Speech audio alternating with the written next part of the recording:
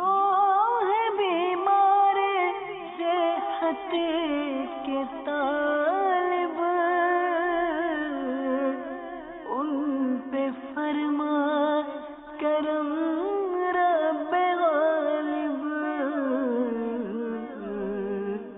تجھ سے رحم و کرم کی دعا ہے یا خدا تجھ سے میری دعا ہے.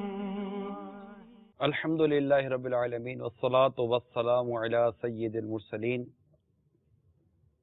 اما بعد فاعوذ باللہ من الشیطان الرجیم بسم اللہ الرحمن الرحیم الصلاة والسلام علیک یا رسول اللہ وعلی آلک واصحابک یا حبیب اللہ الصلاة والسلام علیک یا نبی اللہ وعلی آلک واصحابک یا نور اللہ.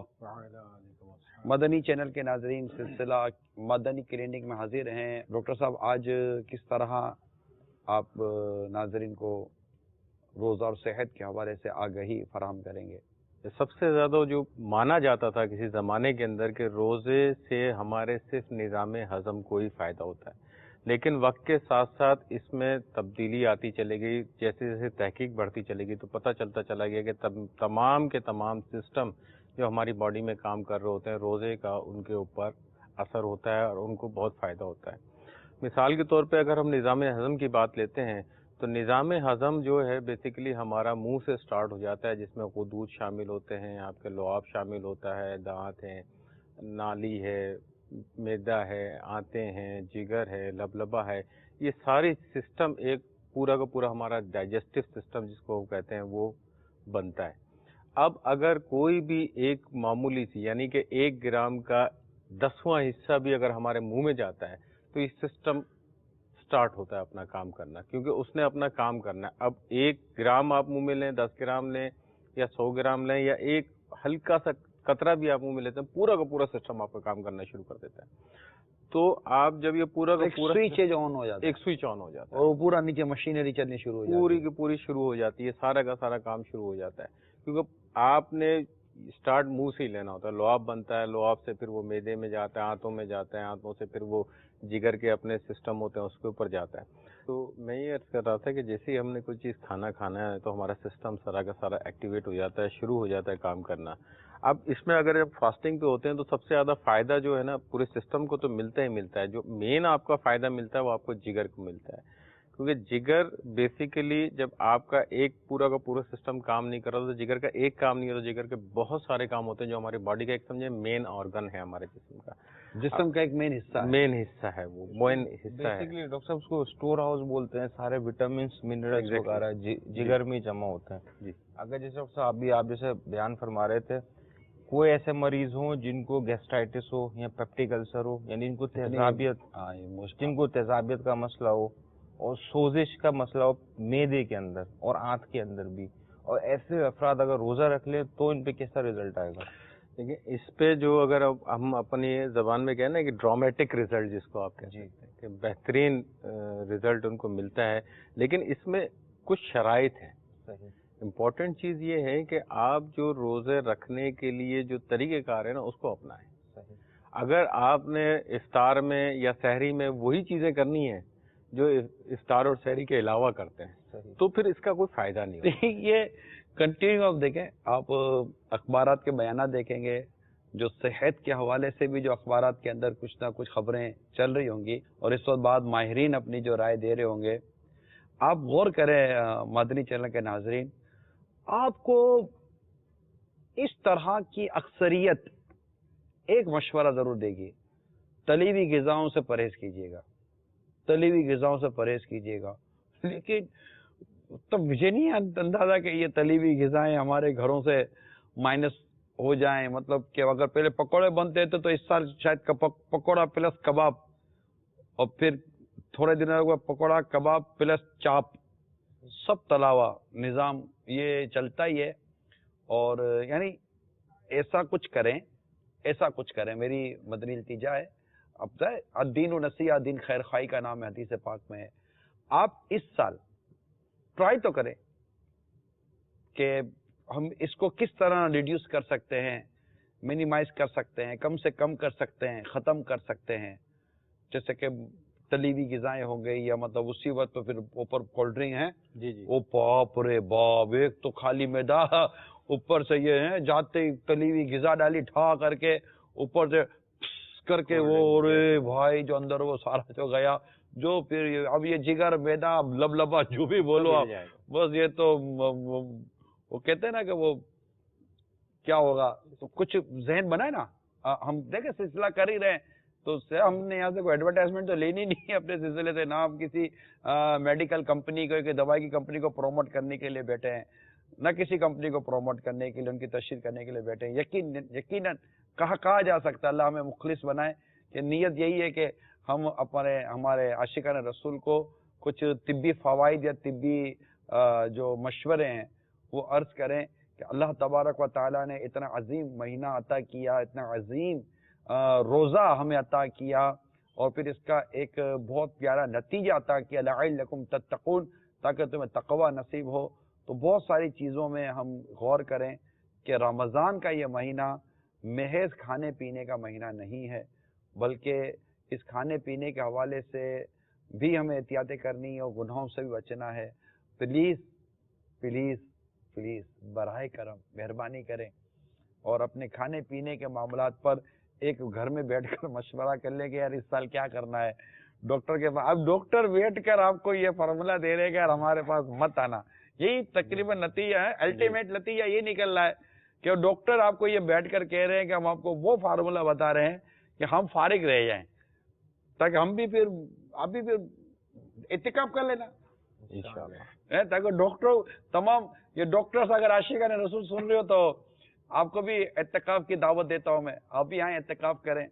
ہمارے ہزاروں معتکفین ہوتے ہیں الحمدللہ، تو ہمارے یہاں ڈاکٹر حضرات بھی ماشاءاللہ آتے ہیں اور یہ ان کا مفت علاج بھی کرتے ہیں. تو خیر دعوت بھی ساتھ چل رہی ہے، علاج بھی بتا رہے ہیں. جی ڈاکٹر صاحب. تو جگر کے حوالے سے ہم بات کر رہے تھے کہ جگر کا بیسیکلی جو جہاں بہت سارے کام ہیں، ایک کام یہ بھی ہوتا ہے جو غیر ہضم شدہ خوراک ہوتی ہے اور جو تحلیل شدہ خوراک ہوتی ہے اس میں ڈفرینس رکھتا ہے، اس میں جو توازن برقرار رکھنا بھی اس کا کام ہوتا ہے. لیکن جب آپ نے یہ ایک بہت بڑا کام ہوتا ہے، لیکن جب آپ نے اتنے ٹائم پیریڈ میں 6-8 گھنٹے 10 گھنٹے تک کچھ کھایا پیا نہیں ہے تو اس کو کم از کم 6-7 گھنٹے کا ریسٹ مل جاتا ہے.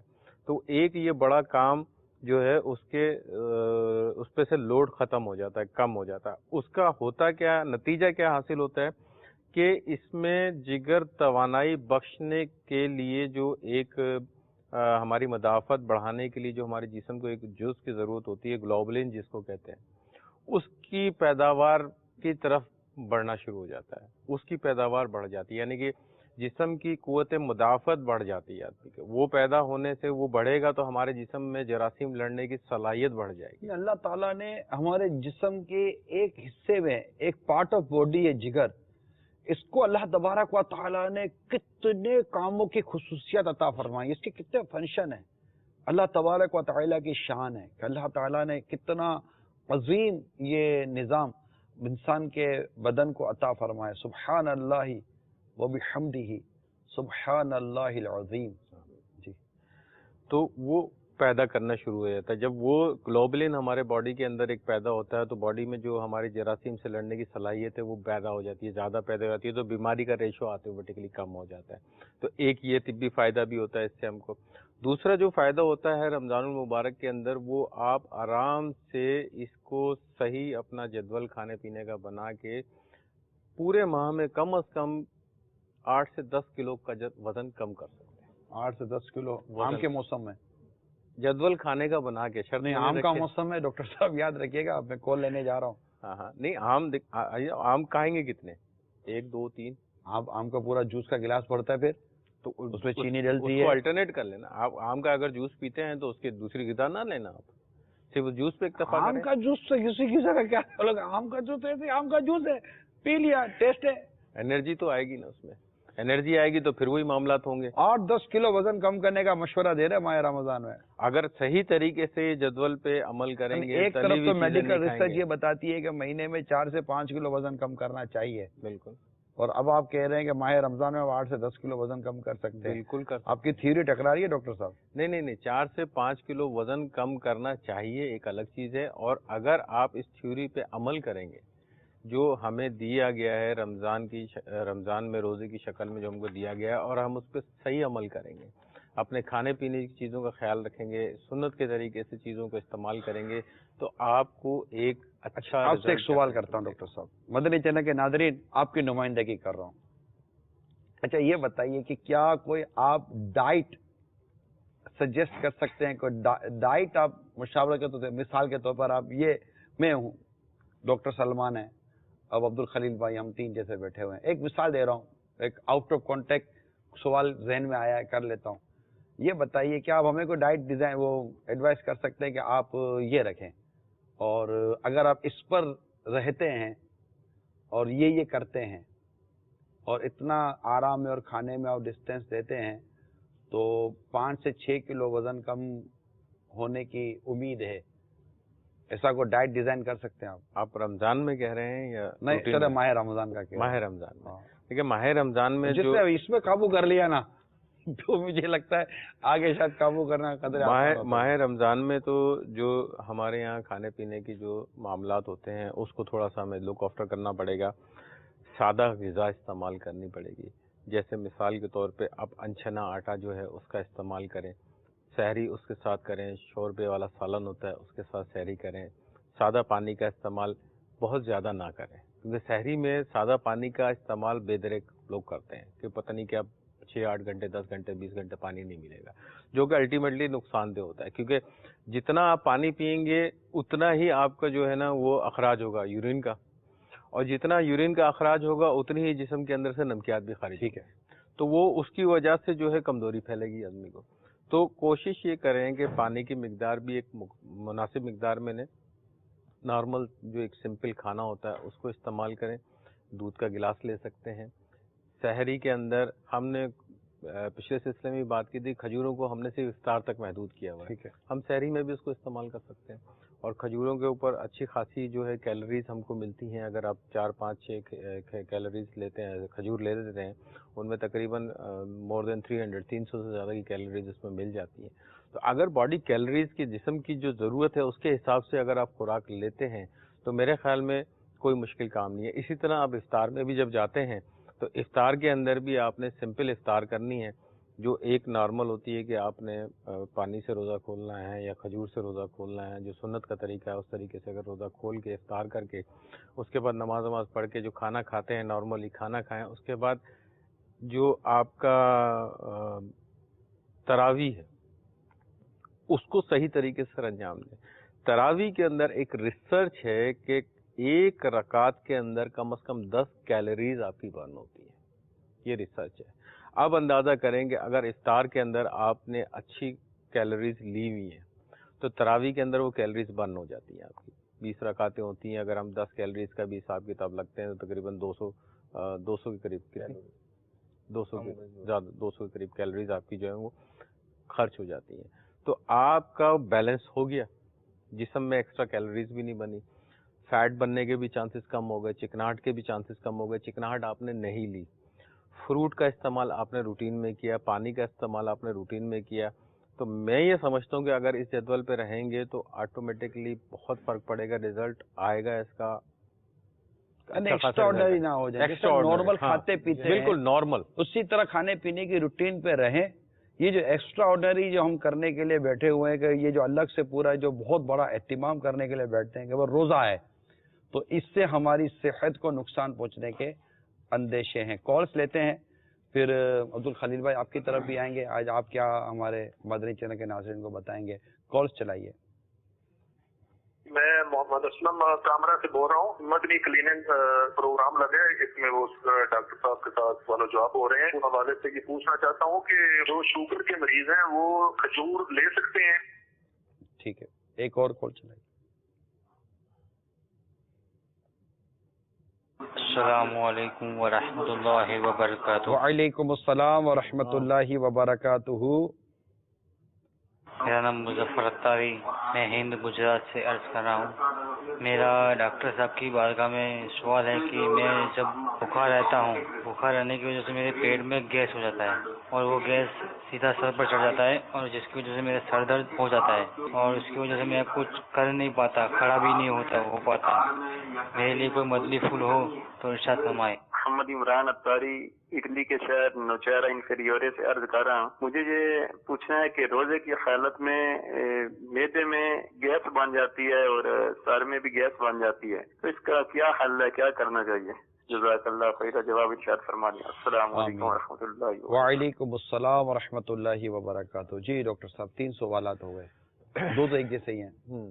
اس میں پہلے اسلامی بھائی نے بولا شوگر کے مریض ہیں کھجور کھا سکتے ہیں۔ اگر شوگر کا مریض روزہ رکھتا ہے تو افطار کھجور کرنے میں کوئی مذائقہ نہیں ہے، لیکن اگر روزے ماہ رمضان سے ہٹ کے اگر ہم بات کرتے ہیں تو ڈاکٹر سے اپنے مالج سے مشورہ کر کے استعمال کر سکتے ہیں، کیونکہ کھجور جو ہے وہ ایک طرح سے یلو زون میں آتی ہے کہ آپ اس کو کھا بھی سکتے ہیں، آپ کی تو پابندی بھی لگ سکتی ہے۔ بعض چیزیں ہوتی ہیں جس پہ قطعی طور پہ پابندی لگا دیتے ہیں کہ یہ بالکل نہیں کھانی ہے، بعض چیزیں ہوتی ہیں اس کو اوپن کر دیا جاتا ہے یہ بالکل کھا سکتے ہیں۔ تو کھجور ایسی میں آتی ہے کہ اس کو آپ اکارڈنگ ٹو دا کنڈیشن، مریض کی صحت کے حساب سے فیصلہ جو مالج ہوگا وہ کرے گا کہ یہ کھا سکتے ہیں نہیں کھا سکتے، لیکن افطار میں اگر افطار کرتے ہیں روزہ رکھا ہوا ہے تو اس میں کھائی جا سکتی ہے، کیونکہ اس میں تو ڈیفینیٹلی آپ کا شوگر لیول نیچے ہوتا ہے۔ ٹھیک ہے۔ اچھا، دوسرا جو اس میں دونوں جو سوال ہیں کم و بیش ایک جیسے ہیں، اس میں پھر وہی بات آتی ہے کہ روزے کی حالت میں گیس کیوں بنتی ہے۔ گیس بننے کی سب سے بڑی وجہ یہی ہے کہ جو ہم وہ کہتے ہیں نا خوش خوراکی یا بسیار خوری جس کو ہم کہہ سکتے ہیں، کہ آپ نے سحری میں بھی اس قسم کی خوراک لے لی اور افطار میں بھی اس قسم کی خوراک لے لی اور پھر اس کے اوپر کوئی کام ہی نہیں کیا، سحری کرنے کے بعد آپ سو گئے، سونے کے بعد آپ نے جو ہے وہ کوئی ایکٹیویٹیز ہوئی نہیں ہے آپ کی، تو لامحالہ اس نے گیس ہی بننا ہے۔ اور پھر جو ڈائٹ ہم لوگ لے رہے ہوتے ہیں وہ اس میں جو ہے اس قسم کے ایلیمنٹ ہی ہوتے ہیں جس میں گیس پروڈکشن ہوتی ہے، گیس بنتی ہے۔ تو گیس کیا سر پہ چڑھ سکتی ہے؟ کہتے ہیں لوگ، لیکن ایسا ہوتا نہیں ہے۔ لوگ کہتے ہیں لیکن ایسا ہوتا نہیں ہے، میڈیکلی پوائنٹ آف ویو وہ جو سر بھاری ہو جاتا ہے نا تو لوگ سمجھتے ہیں کہ گیس چڑھ گئی ہے، اس میں شوگر لو ہوتی ہے یا بلڈ پریشر لو ہوتا ہے، ہاں، گیس نہیں ہوتی ہے۔ گیس نہیں ہوتی ہے۔ ہاں کچھ بیماری ایسی ہوتی ہے جیسے اگر ہم ٹیکنیکلی چیز پہ کال جائیں کر رہے تھے نا تو جو ینگ پیشنٹ ہے، ہاں نہیں کچھ وہ تو لیور کی بیماری ہوتی ہے، اس کے اندر کچھ اس قسم کی پرابلمس ہوتی ہیں، اللہ نہ کرے وہ کسی کو بیماری لگے تو وہ، لیکن یہ ہے کہ عام حالات میں ایسی کوئی صورتحال نہیں ہوتی۔ تو آپ نے کہا کہ سحری کر کے فوراً جو سونے کا آپ نے جو ارشاد فرمایا، اب مسئلہ یہ ڈاکٹر صاحب کہ روٹین جو ہمارے یہاں نارملی ایک عام روٹین جو ہم لوگوں کے ہیں وہ رات سوتے ہیں جی، اور جیسے ہمارے یہاں سمجھے کہ 4 سوا 4 کے درمیان سحری جسے بند کرنی ہے تو وہ 3:45 بجے اٹھنے کی فار ایگزامپل روٹین رکھیں گے۔ اگر کوئی بہت رچ کر سحری کرنے کے بعد ہوگا تو آدھا گھنٹہ چاہیے سحری کرنے کے لیے، اور ان کو مطلب اہتمام ہوتا ہے نا سحری کا، او باپ رے انڈے شنڈے پراٹھے پاپڑ شاپ سب پاپڑ، وہ پورا اہتمام ہوتا ہے اور ان کو آدھا پونا گھنٹہ چاہیے ہوتا ہے سحری کا۔ لیکن چلو ایک جنرل میں بات کروں تو وہ 3:45 بجے سے اٹھ رہے ہیں اور 4:30 بجے فجر کی جماعت رکھی گئی ہے، تو 3:45 بجے اٹھیں گے، منہ ہاتھ دھوئیں گے، اللہ توفیق دے تو تہجد کی نماز پڑھ لیں۔ اب سحری کرنے کے بعد اللہ توفیق دے تو اگر کوئی شرعی رکاوٹ نہیں تو مسجد میں جا کے جماعت سے نماز پڑھنی چاہیے۔ تو یہ آ گیا۔ اب یہ 4:30 تو 4:45 بجیں گے نا، مثال دے رہا ہوں، ان کو دوبارہ سونا ہے کیونکہ انہوں نے اب 7:45 8:45 بجے اٹھ کر اب کام پہ جانا ہے۔ ایم اے رائٹ اور رانگ سر؟ اوکے، تو اب وہ اٹھنا اور سونا سحری وہ 1 گھنٹے کے اندر اندر ہی وہ سحری بھی کرنی ہے، سحری بھی کرنی ہے اور اس میں نماز پڑھ کر اس نے آ کر سو جانا ہے، جو نارملی روٹین کہلاتی ہے۔ وہ بھی نماز پڑھ رہے ہیں تو، ورنہ تو یہ تو یہاں سحری کی، یہاں پانی پیا، یہاں سو گئے۔ تو اب ایسی صورتحال میں آپ کوئی گیپ مشورہ دیں گے کہ جناب سحری جو ہم نے کی ہے تو ایٹ لیسٹ سونے میں اب اتنا گیپ دیں یا یہ کچھ اسی روٹین کریں تاکہ وہ جو کھانا ہے وہ سونے سے پہلے کچھ اپنی پوزیشن میں آ جائے؟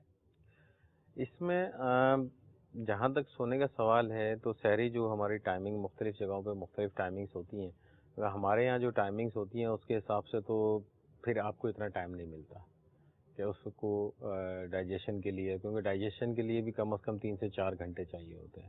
اب 3 سے 4 گھنٹے کا ڈائجیشن ٹائم سحری کے بعد صبح ہو جاتی، ممکن ہی نہیں ہے. مشکل.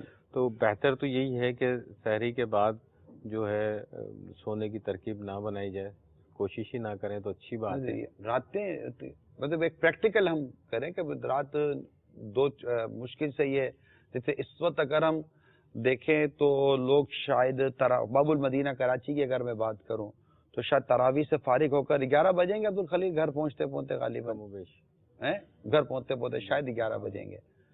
تو اب اللہ توفیق دے مدنی مذاکرہ بھی دیکھنا ہے، ٹھیک ہے. تو مدنی مذاکرہ دیکھ رہے ہیں تو مدنی مذاکرہ دیکھتے دیکھتے یا چلو دیکھنے کے بعد بھی تو سوتے سوتے 1:30 بج جائے گا، 2 بج جائیں گے، یا چلو کو ایسے سونے کا عادی جنرل بھی بات کرے تو سوتے سوتے 12 بج جائیں گے. ٹھیک ہے. اب 4 ساڑھے 3 بجے یا پونے 4 بجے اس کو اٹھنا ہے تو 3 ساڑھے 3 گھنٹے کی نیند ہوگی. 4 گھنٹے کی نیند کر لیں گے، بہت زیادہ 5 گھنٹے کی نیند کر لیں گے، چلے بہت میکسیمم کریں. پھر بھی ان کو 2-3 گھنٹے سونے کا اور چاہیے ہوگا کہ پورا دن پھر وہ سروس ہے، وہ کام ہے. تو کوئی یا تو اس میں کوئی سحری کا ہم کو ایسا فارمولا دے دیں. اب اتنا مطلب خجلہ پھینی بھی کھائی ہے اور پھر دیگر چیزیں بھی کھائی ہیں تو یا تو وہ معدے پر اتنا کم لوڈ ڈالا جائے کہ اگر فوراً سونا ہے تو کوئی نہ کوئی ہمیں ان کو الٹرنیٹ یا کوئی آپشن دینا پڑے گا. کہ ہم بولیں گے کہ اب سوئے ہی نہیں تو مشکل ہو جائے گی. دیکھیں ہمارے شاید گورنمنٹ جاب کرنے والوں کی یا شاید پرائیویٹ سیکٹر میں کام کرنے والوں کی ٹائمنگ بھی جلدی ہو جاتی ہے کیونکہ وہ چھٹی جلدی ہو جاتی ہے. بعض کی ظہر کے بعد آف ہو جاتا ہے، بعض کا 2-3 بجے آف ہو جاتا ہے، تو 7 ساڑھے 7 8 بجے بھی بعضوں کی جاب اور سروسز شروع ہو جاتی ہیں.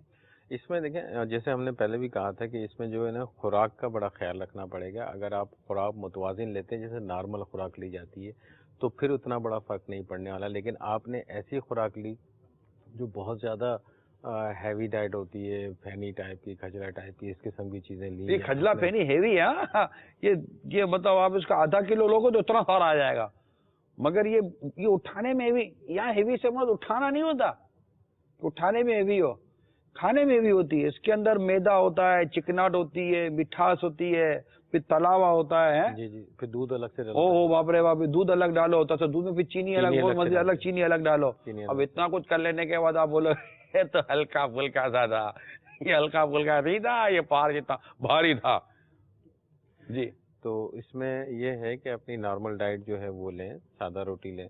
چلیں اگر کسی کو شوق ہے تو 1 آدھ پراٹھا بھی کھا سکتا ہے، لیکن ہلکے گھی روٹی کا مشورہ دے دو نا. نہیں روٹی پہ چلیں. لگتا ہے مجھے ڈاکٹر صاحب کے گھر پہ، ان کے گھر پہ پابندی نہ لگ جائے کہ جو آپ نے لائیو کہا تھا اسی پر عمل کریں گے. نہیں اس میں نہیں، وہ تیل والا. باپا نے ایک مرتبہ ارشاد فرمایا تھا مدنی مذاکرے میں کہ یہ جس طرح آپ نے ابھی ارشاد فرمایا کہ یہ جسے ہم بہت آسان سمجھتے ہیں، یہ تلا ہوا انڈا، آملیٹ وغیرہ، اور یہ جو پراٹھے کی بات ہوئی تو یہ آپ نے فرمایا تھا کہ یہ میدے کے اندر جو نا پہاڑ سے بھی زیادہ بھاری ہیوی ہوتا ہے. یہ ڈائٹ جو لوگ ایڈوائز کرتے ہیں دبلا ہونے کے لیے، فیٹ ختم کرنے، یہ تو انڈا کھانے کا مشورہ دیتے ہیں، تلا ہوا پروٹین کے لیے دیتے ہیں، پروٹین کے لیے. لیکن اس کے اگینسٹ پھر وہ ایسی غذائیں دیتے ہیں جو پورا ایک پیکج جو بناتے ہیں. اس ڈائٹ کے نا ایسے پراٹھے تو نہیں ہوتے نا، سموسے بھی نہیں ہوتے، سموسے پراٹھے نہیں ہوتے. اگر خالی پروٹین ہوتا ہے، پروٹین ہوتا ہے. پراٹھے کو اگر آپ یہ سوکھا ہوا پراٹھا جس کو آپ کہتے ہیں اس کو آپ یوز کر لیں. اس کو موٹاپا ہے تو موٹاپے کے ساتھ اس کو کئی امراض ہوتے ہیں. بالفرض بعض ایسے امراض ہے کہ موٹاپے کے ساتھ ساتھ اگر اس کا جگر کے معاملات ہیں، یرقان یا اس ٹائپ کی طرف، وہ جگر اس کا صحیح معنوں میں کام نہیں کرتا ہے اور تلی ہوئی چیزیں تو اس کو نقصان دیں گی. ایک صرف ہے کہ آدمی موٹا ہے، نہ شوگر ہے، نہ اس کو کوئی اور اللہ نہ کرے کوئی اور مرض نہیں ہے، تو چلو وہ جیسے آپ فرما رہے ہیں کہ بعض ڈاکٹر نے کہہ دیا ہوگا، لیکن اگر کسی ڈاکٹر کو یہ معلوم ہو کہ اس کو یہ پوری لسٹ ہے تو شاید منع کریں. ایسا ہو بھی جاتا ہے. چلے پھر آپ نارمل کے ساتھ گھر کی روٹی جو ہوتی ہے نا، وہ سادی سی ایک چپاتی ٹائپ جس کو ہم بولتے ہیں. روٹی کی مقدار کوانٹٹی بھی بتا دیں، 2 روٹی 3 روٹی. دیکھیں اب وہ ایک انسان ہے، اس کی خوراک کتنی ہے، ٹھیک ہے نا. اب ایک انسان ہے، اس کا ہارڈ ورکنگ ہے نا. آپ 2 روٹی کھا لیں لیکن انچھنے آٹے کی، چھنے ہوئے آٹے کی اور انچھنے کے آٹے کی، دونوں میں فرق اس چیز کا آتا ہے کہ انچھنا آٹا جو ہے نا آپ کی جسم کے اندر جب جاتا ہے نا تو اس کی ڈائجیشن تھوڑی دیر سے ہوتی ہے. تو آپ کو یہ جو چھنا ہوا آٹا جو ہوتا ہے، اگر وہ 4 گھنٹے کے بعد آپ کو بھوک لگائے گا تو انچھنا آٹا شاید 6 گھنٹے کے بعد یا 7 گھنٹے کے بعد لگائے گا. تو یہ آپ کو فائدہ ہو سکتا ہے کہ انچھنے آٹے کی روٹی آپ استعمال کریں گے تو آپ کی جو ڈائجیشن ہے وہ سلو ہوگی، نظام ہضم جو ہے سلو چلے گا، تو وہ معدے کے اندر آپ کے وہ چیز رہے گی جس کی وجہ سے پرابلم نہیں ہو سکتی. تو کوشش یہ کریں کہ بالکل ہلکی غذا کا استعمال کریں، پانی کا شہری میں ہلکی غذا جی کا انتخاب آپ کیجئے. اور یہ آپ کیونکہ اب اس کو ہم تھوڑا ہیں سونے کے نقصانات، تو ہمارے آقا شیخ طریقت امیر علیہ سنت نے آپ کا جو رسالہ ہے وزن کم کرنے کا جی جیسے طریقہ، تو اس کے اندر آپ نے ارشاد فرمایا ہے کہ ایسوں کو شوگر، دل کے امراض، معدے کی بیماریاں، فالج وغیرہ امراض ہو سکتے ہیں. تو آپ نے فرمایا کہ یہ جو آپ کی مجبوری ہے نا، یہ بیماری دیکھے گی نہیں، تو کم از کم چلیں یہ بھی کیا جا سکتا ہے کہ کچھ آدمی چہل قدمی کر فجر پڑھ کر آ جائیں. چہل قدمی اس کے بعد ہمارا مدنی چینل پہ براہ راست سلسلہ ہوگا سنت و برا بیان، وہ دیکھیے. اور اس کے بعد انشاءاللہ یہ اشراق چاش کی نماز پڑھ، اب ایک نیت کر لیں، چلیں اشراق چاش کی نماز پڑھ کے سوؤں گا. صحیح. اٹھ کر اشراق چاش کی نماز پڑھنے کے بجائے تھوڑا سا روٹین بنا لیں کہ میں اشراق چاش کی نماز پڑھ کے سوؤں گا، اشراق و چاش کے نوافل ادا کر لے تو ایک تھوڑا سا اسپیس مل جائے گا. پھر پہلے تھوڑی دیر کے لیے آپ ریسٹ کرنا چاہتے تو کر لیں. یہ آپ کی صحت کے لیے عرض کر رہے ہیں، باقی ظاہر ہے کہ آپ اپنی صحت کے خود ہیں کہ شیخ طریقت امیر علیہ سنت دامت برکاتہم العالیہ نے اسلامی بہنوں کو بھی یہ مدنی مشورہ ارشاد فرمایا تھا کہ یہ جو اوراد و وظائف ان کو پڑھنے ہوتے ہیں گھر میں، اگر یہ چلتی پھرتی اگر چہل قدمی کرتے ہوئے پڑھیں گی تو انشاءاللہ یہ امیر سنت کی بھی یہی روٹین ہے. 99% اگر ہمیں کہہ سکتے ہیں کہ آپ پیدل چلتے ہوئے اوراد و وظائف، ایون کہ آپ نے اگر اپنے وہ واٹس اپ ہیں، میسیجز ہیں، کال ہے، ان کو جو آپ نے مطلب کہ فارغ کرنا ہوتا ہے، تو اس میں میجورٹی تقریباً آپ کی یہ روٹین ہے کہ آپ پیدل چلتے چلتے ان تمام معاملات کو نپٹا لیتے ہیں تاکہ یہ ایک پیدل چلنے کا بھی ہو جائے. مگر آپ کی گفتگو کنٹینیو کرتے ہیں. اس میں نظام ہضم کے بعد جو سب سے زیادہ امپورٹنٹ رول جو آتا ہے، جو روزے کا ہمارے صحت پہ اثر آتا ہے، وہ ہمارے جو خون ہے اس کے اوپر اثر آتا ہے. روزے کی حالت کے اندر جو سب سے زیادہ اچھا فائدہ مند رزلٹ آتا ہے وہ دل کے اوپر اثر آتا ہے آپ کے. اس کے اندر جو اس کی مفید چکنائی جس کو ہم ایچ ڈی ایل کہتے ہیں، اس میں تبدیلیاں واقع ہونے شروع ہو جاتی ہیں روزے کی حالت کے اندر. اور اسی طرح جو دوسری چکناہٹ ہے جس کو آپ ایل ڈی ایل اور ٹرائیگلیسرائڈ کہتے ہیں، ان کی سطح میں بھی خاطر خواہ کمی آنا شروع ہو جاتی ہیں اگر روزے کی حالت کے اندر رہتے ہیں. اب ایسی صورت کے اندر جب یہ چیزیں کم ہوتی ہیں تو آپ دل کی بیماریوں سے کس حد تک محفوظ رہ سکتے ہیں. جو مریض آلریڈی کسی دل کے امراض میں مبتلا ہیں، وہ اگر فاسٹنگ پہ جا رہے ہوتے ہیں، روزے کی طرف جا رہے ہوتے ہیں، تو ان کو اچھے رزلٹ مل سکتے ہیں. بلڈ پریشر جن کو ہے، جن کو انجائنا ہے اور وہ روزہ رکھ رہے ہیں، بالکل، تو کو ایسی کون سی احتیاطیں کرنی ہوں گی روزے رکھنے سے پہلے؟ جیسے لپڈ پروفائل، اگر جس کا لپڈ پروفائل ڈسٹربڈ ہے تو پہلے لپڈ پروفائل کرا لے اپنا، اور پھر جو اپنی ان کو دوائیاں لینی ہے مخصوص وقت کی تو کنسرن ڈاکٹر سحر اور افطار کے ٹائمنگ کے حساب سے سیٹ کروا لیں. ایگزیکٹلی.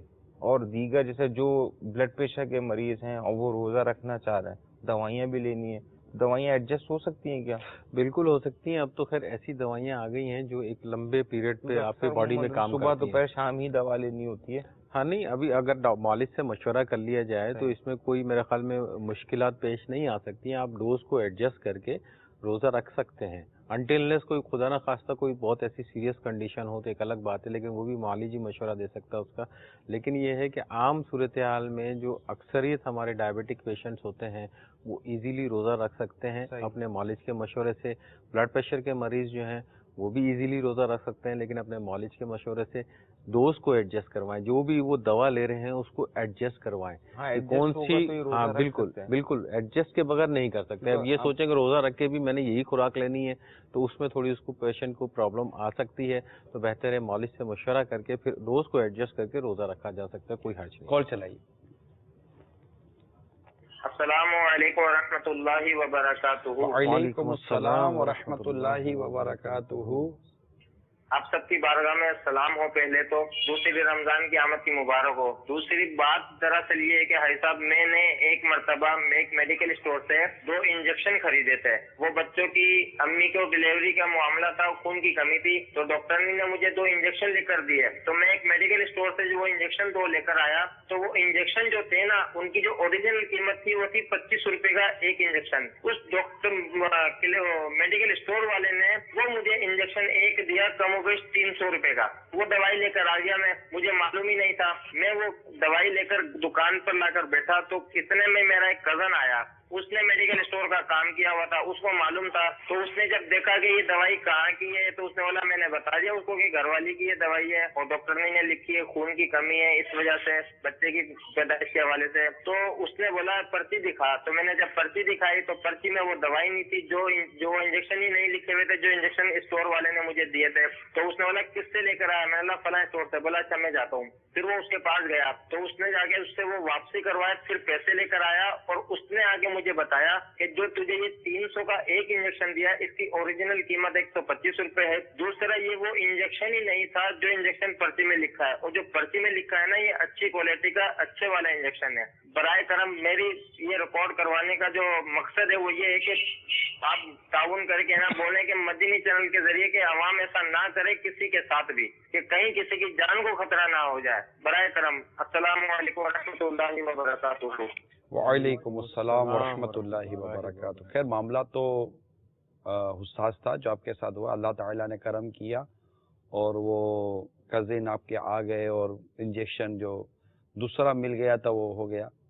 اب اس میں 2-3 چیزیں ہیں۔ ایک تو یہ کہ واقعی میڈیکل اسٹور والا بددیانت ہو اور وہ پیسے کمانے کے لیے نہ زیادہ نفع کمانے کے لیے یا اپنا کوئی اسٹاک نکالنے کے لیے ایسے غیر اخلاقی، اور یہ تو قانوناً بھی جرم ہے اور ہر طرح سے یہ جرم ہی جرم ہے، یہ تو ایک صورت ہے۔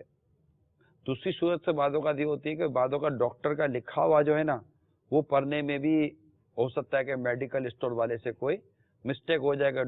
یہ تو میں ڈاکٹر حضرات کو بھی عرض کروں گا کہ برائے کرم لکھنے میں ایک تو وہ جس کو عموماً ہمارے تو ایک جوک بن گیا ہے کہ جو رائٹنگ سمجھ میں نہ آئے نا کہتے ہیں کہ یار کیا ڈاکٹر کے رائٹنگ میں لکھا ہے۔ یہ آپ نے بھی شاید پتہ نہیں سنا ہوگا، جو میں نے سنا وہ میں عرض کر رہا ہوں۔ تو ڈاکٹر حضرات اتنے پڑھے لکھے آپ ہوتے ہیں تو ان میں بعض ڈاکٹر بہت اچھے انداز سے لکھتے ہیں اور باقاعدہ پڑھنے میں آتا ہے، کیونکہ ہم جیسے عام عوام یہ میڈیکل اسٹور پہ دوائی لینے کے لیے جاتے ہیں۔ اب آپ نے جو کچھ لکھا ہے ایٹ لیسٹ جو لینے کے لیے گیا ہے اس کو بھی ایسی رائٹنگ تو سامنے ہو کہ وہ تقابل تو کر سکے، دیکھ تو سکے کہ جو میڈیکل اسٹور والے نے دوائی دی ہے وہ پتے پر جو لکھا ہوا یا ڈبی پر جو لکھا ہوا وہ اور آپ نے جو پرسکرپشن لکھ کر دیا ہے وہ ورڈنگ سیم ہے یا نہیں ہے۔ بعض اوقات پی سے کئی نام آتے ہیں، ٹی سے کئی نام آتے ہیں، آخر میں شروع میں ٹی سمجھ میں آ رہا ہے، آخر میں ایل سمجھ میں آ رہا ہے، بیچ کی رائٹنگ ہی سمجھ میں نہیں آ رہی ہے۔ تو اب وہ جو دیا اس کا بھی پی اور ایل سمجھ میں آ رہا ہے، بیچ کا اس کا جو بھی لکھا ہے تو وہ بیچارہ مریض جانے یہ جانے۔ یہ میری ڈاکٹر حضرات جو ہیں ان سے میری مدنی التجا ہے کہ ہو سکے تو اپنی پلیز رائٹنگ، عوام ہے اتنے ہم لوگ پڑھے لکھے لوگ نہیں ہوتے بعض اوقات، اور اگر پڑھا لکھا ہو بھی تو اس کو آپ کی رائٹنگ نہ پڑھنے ہمیں آوے تو یہ جاہل ہونا ضروری نہ ہوا کہ بھائی ڈاکٹر کی رائٹنگ سمجھ میں نہیں آ رہی۔ اب ڈاکٹر یوں میڈیکل اسٹور والا جانے اور آپ جانو، اور یہ میڈیکل اسٹور والے کی مسٹیک آپ کے سامنے ہو تو میڈیکل اسٹور کزن بیچارہ آ گیا تو یہ ایک اس کی بچت ہو گئی۔ لیکن یہاں پر میں صرف یہ عرض کرنا چاہ رہا تھا کہ میڈیکل اسٹور والے نے بددیانتی ہی کی ہو یہ ضروری نہیں ہوتا۔ کیا ہے ڈاکٹر سلمان، یہ بھی مسٹیک ہو سکتی ہے، بائی مسٹیک بھی ایک چیز ہو سکتی ہے۔ اب وہ 300 والے کی جگہ اگر 25 روپے والا انجیکشن دیتے تو شاید ہم سمجھتے کہ میڈیکل والے تو غلطی ہو گئی ہے، لیکن چونکہ 25 والا کی وجہ 300 والا دے دیا تو ہمیں لگے گا کہ اس نے لالچ کے لیے کیا ہوگا۔ ہو سکتا ہے لالچ کے لیے کیا ہو مگر نہ بھی کیا ہو، مگر دونوں صورتوں میں میڈیکل اسٹور والے کو بالکل سمجھنا چاہیے اور اسے مطلب ایسا دوائی بہت سوچ سمجھ کر دینی چاہیے۔ بعض اوقات اس سے بھی مسٹیک ہو سکتی ہے اور اٹھانے واقعی وہ انجیکشن گیا ہو اور ہاتھ میں کوئی اور چیز آ گئی ہو۔ تو یوں حسن ظن کے بعض پہلو ہیں، لیکن لوگوں کی جانوں کا معاملہ ہوتا ہے دوائی وغیرہ سے تو بالکل بہت سوچ سمجھ کے کام کریں۔ میڈیکل اسٹور والا تو غیر قانونی تو میڈیکل اسٹور کھولے ہی نہیں، اور جن کے غیر قانونی میڈیکل اسٹور کھلے ہوئے ہیں اور جو غیر قانونی طور پر اپنا اسٹور چلا رہے ہوتے ہیں، دوائیاں دے رہے ہوتے ہیں، میری تو انتظامیہ سے ریکویسٹ ہے کہ ان کے بارے میں جو بھی آپ کا قانونی طریقہ کار ہے شریعت کے مطابق وہ امپلیمنٹ کریں تاکہ لوگوں کی جانوں سے دوائی والے نہ کھیلیں. یہ میری آپ سے جو بھی ادارے ہیں ان سے مدنی التجا ہے. آپ کو اس پر باقاعدہ تنخواہ ملتی ہے. ادارے والوں کی ذمہ داری یہی ہے کہ وہ اس طرح کے کرائم کو، کرپشن کو اور جو نیگلیجنسی ہے، جو غفلت ہے، اس کو کسی صورت میں قابو کریں. آپ کو اس چیز کی تنخواہ ملتی ہے، آپ نے اس چیز کی ذمہ داری قبول کی ہے. رشوتیں لے کر اور مطلب کہ آنکھ آڑے کان کر کے اور اس طرح کی دیگر آپ بھی کرائم، اب بھی وہ بھی اگر کرائم کر رہا ہے میڈیکل اسٹور والا تو اب بھی کرائم کر رہا ہے. اگر وہ کرمنل ہے تو اس کو وہ کرائم، اس کو جرم سے نہ روکنے والا، رشوتیں لے کے اس کو چھوڑنے والا وہ بھی مجرم ہی ہے. کرائم میں آپ دونوں برابر ہیں، یا کون بڑا ہے کون چھوٹا اس کا فیصلہ نہیں کیا جا سکتا. لیکن ایسا نہ کریں. لوگوں کی جان و مال کی حفاظت کرنا، جن کی ذمہ داریاں ہیں وہ اپنی ذمہ داری پوری کریں. آپ نے اگر اس چیز کو قابو نہ کیا نا تو اللہ نہ کرے کوئی آپ ہی کا بیٹا جا کر کوئی سی غلط دوائی لے کر آ جائے گا اور آپ کے گھر میں نقصان ہوگا. تب ذہن کھلے گا کہ یار یہ کیا ہو گیا. تو یہ وہ منہ جب خود تو پڑتی ہے نا تو پھر بندہ پھر وہ تھوڑا سا ہلتا ہے. وہ بھی بعضوں کا نفسے طور پہ ہلتا ہے، پھر پیسے کی لالچ اس کو دوبارہ اسی جرم کے راستے پر چلا دیتی ہے. تو جو فون آیا تھا یہ شاید ایکسپیکٹ کرتے ہوں گے کہ میں ان کے اس جو ان کے ساتھ ہوا اس پر میں کچھ عرض کروں گا. تو جو مجھ سے بن پڑا میں نے عرض کیا ہے. اللہ تعالی ہمیں گناہوں سے بچنا نصیب فرمائے اور مال کی محبت سے اللہ بچائے. قول چلائیے. السلام علیکم ورحمۃ اللہ وبرکاتہ. وعلیکم السلام ورحمۃ اللہ وبرکاتہ. محمد راحت رضا اتاری بنگلہ دیش کے شہر سید پور سے عرض کر رہا ہوں. مدنی چینل کا مقبول عام سلسلہ مدنی کلینک نگران شورا کا آمد مرحبا. اللہ تعالی امیر اہل سنت اور نگران شورا کو حیات دراز فرمائے اور ہم لوگوں کو اللہ تعالی دعوت اسلامی میں استقامت اور امیر اہل سنت کے غلامی میں قبول فرمائے. نگران شورا کے بارگاہ میں عرض ہے کہ رمضان المبارک میں کیونکہ سارا دن لوگ روزے کے حالت میں ہوتے ہیں تو روزے کھولنے کے بعد کتنا پانی پینا چاہیے؟ جواب ارشاد فرما دیں. السلام علیکم ورحمۃ اللہ وبرکاتہ. وعلیکم السلام ورحمۃ اللہ وبرکاتہ. جی ڈاکٹر صاحب. انہوں نے جو سوال پوچھا کہ روزے کے بعد کتنا پانی پینا چاہیے، تو پانی صرف نارمل پانی پینا چاہیے. اس میں یہ نہیں ہے کہ آپ بہت زیادہ پانی پی لیں. جتنے آپ کو پیاس لگی ہوئی 1 گلاس پانی ہے، 1.5 گلاس پانی ہے، اس سے زیادہ نہیں پینا چاہیے. اس میں ہیوی ہو جاتا ہے، بہت زیادہ ہیوی ہو جاتا ہے. پانی جو پیاس پانی بجھاتا ہے وہ شربت یا کولڈ ڈرنک نہیں بجھائے گی.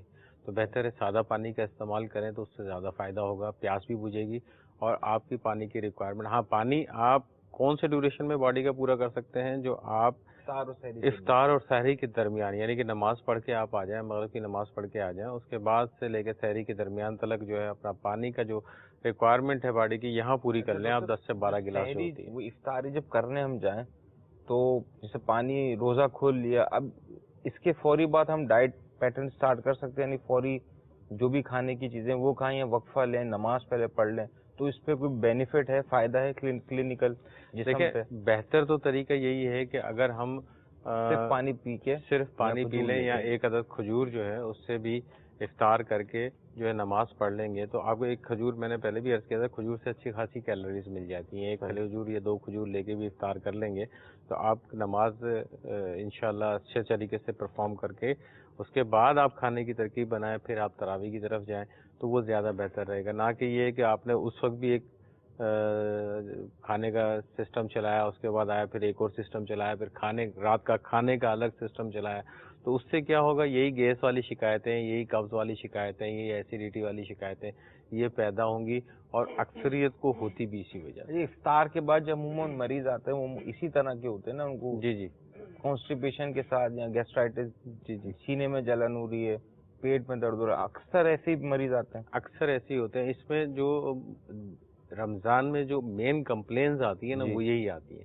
کانسٹیپیشن کی کمپلین آئے گی، تیزابیت کی کمپلین آئے گی، معدے میں تکلیف کی کمپلین آئے گی، بعض اوقات جو ہے نا دست کی کمپلین آتی ہے.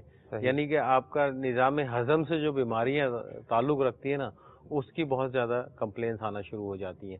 باقی جو بیماریاں ہیں وہ اس کے مریض بہت کم ملنا شروع ہوتے ہیں. اور نظام ہضم سے جو تعلق رکھتی ہیں بیماریاں اس کے مریض آپ کو زیادہ ملنے لگ جاتے ہیں. یہ شاید ماہ رمضان سے قبل ہمارا یہ آخری سلسلہ ہے نا. انشاءاللہ ہم سحری میں بھی روزانہ ڈاکٹر صاحب تیاری ہے نا انشاءاللہ ہم انشاءاللہ تعالی روزانہ سحری کے وقت آپ کے سامنے یہ اپنا ایک مختصر سا مدنی کلینک جو پچھلے سال بھی ہم نے کیا تھا, اس سال بھی ہماری نیت ہے کہ سحری سے کچھ دیر پہلے ڈاکٹر اسلامی بھائیوں کے ساتھ بیٹھ کر آپ کے جو امراض ہیں اس پر ہم انشاءاللہ کچھ نہ کچھ طبی علاج یا مدنی مشورے جو بھی اس پر ہوں گے ہم عرض کریں گے. البتہ یہ کیا مشورہ دیا جا سکتا ہے کہ ماہ رمضان سے پہلے ہمارے جتنے عاشقان رسول ہیں یہ اپنا لپڈ پروفائل کرا لیں, یہ اپنا شوگر ٹیسٹ کروا لیں, اور جو بھی ایک دو چیزیں ہیں جو آپ ایڈوائز کریں وہ کروا لیں. ایک اپنا ویٹ ٹیسٹ چیک کر لیں, ٹھیک ہے, اور ایک ٹارگیٹ لے لیں کہ یہ رپورٹس آ گئیں, اگر رپورٹس نارمل ہیں تو اس کو پھر ایب نارمل ہونے سے بچائیے, غلط ہونے سے بچائیے. تو ایک لکھ لیں آپ کے پاس کہ بھائی یہ چیزیں میرے اس طرح ہیں, اور میں شوگر اگر میری ہائی ہے تو ماہ رمضان میں نیچے لانا چاہوں گا, میرا کولیسٹرول ہائی ہے تو ماہ رمضان میں نیچے لانا ہے. تو یوں ایک تھوڑا سا آپ یہ ایک بنا لیں اور ویٹ چیک کر لیں. اور ویٹ کا تو میں آپ کو یہ مدنی مشورہ عرض کروں گا کہ ویٹ اسکیل اپنے پاس رکھیں, اور جن کا ویٹ زیادہ ہے وہ ویٹ کرتے رہا کریں. اس میں اگر کم از کم اگر کم نہیں ہوتا نا تو ویٹ بڑھنے پر بھی ایک ٹینشن ہو جاتا ہے کہ یار یہ بڑھ گیا. بعض لوگ ویٹ چیک ہی نہیں کرتے اپنا, پتہ نہیں کتنا وزن ہے, حالانکہ ان کا وزن زیادہ ہوتا ہے. تو یوں تھوڑا سا کنٹرول کر سکیں گے آپ. اور ایک رمضان مبارک کو آپ کے طبی حوالے سے, فزیکلی حوالے سے, آپ کے جسمانی حوالے سے اس کو کچھ کنٹرول کرنے میں آپ کو شاید یہ مشورے مددگار ثابت ہو سکیں. کال چلائیے, صحیح انڈوس کرتے ہیں. بالکل صحیح ہے. اس میں ایک تھوڑا سا اضافہ یہ کر دیں گے, جیسے اب کارڈک پیشنٹس ہوتے ہیں نا, جیسے روزے کی حالت کے اندر ہوتے ہیں تو رمضان دل کے جو مریض ہوتے ہیں, اب اس میں ایک سب سے بڑا خطرہ یہ ہوتا ہے کہ جو دل کی شریانیں ہوتی ہیں یا خون لے جانے والی شریانیں ہوتی ہیں وہ بڑی سخت ہو جاتی ہیں. اب وہ سخت ہونے کی کیا وجوہات ہوتی ہیں کہ جو فاضل مادے ہوتے ہیں وہ شریانوں میں جمنا شروع ہو جاتے ہیں.